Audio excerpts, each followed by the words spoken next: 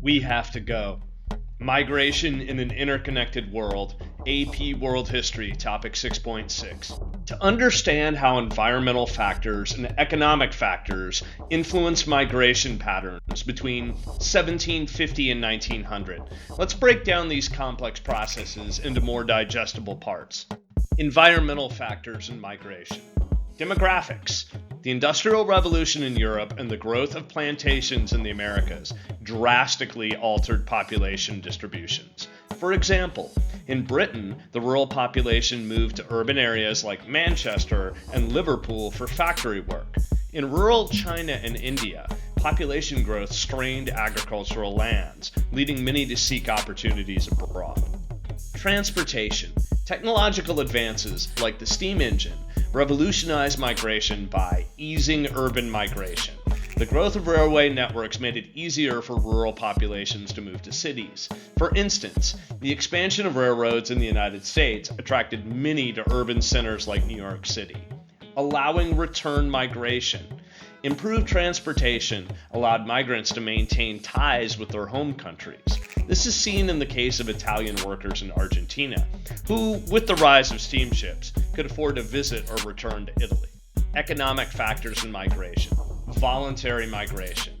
People often relocated for economic opportunities, such as Irish immigrants escaping the Great Famine from 1845 to 1849. 1 million people died, and they went seeking work in American cities like Boston and New York.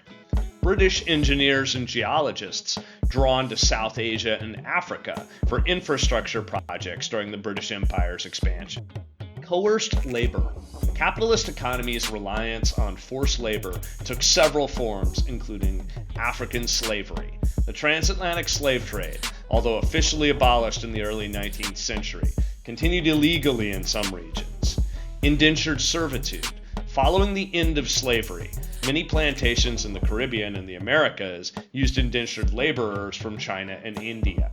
Convict labor. Britain sent convicts to penal colonies in Australia, like Ned Kelly here, using them as a source of cheap labor. In summary, between 1750 and 1900, a blend of environmental and economic factors, enhanced by technological advancements, led to diverse and complex global migration patterns. These movements range from rural to urban shifts within countries due to industrialization, to transcontinental migrations driven by economic needs, both voluntary and coerced. Did any of your family arrive in these migrations? Tell us in the comments, like the video, and subscribe for more.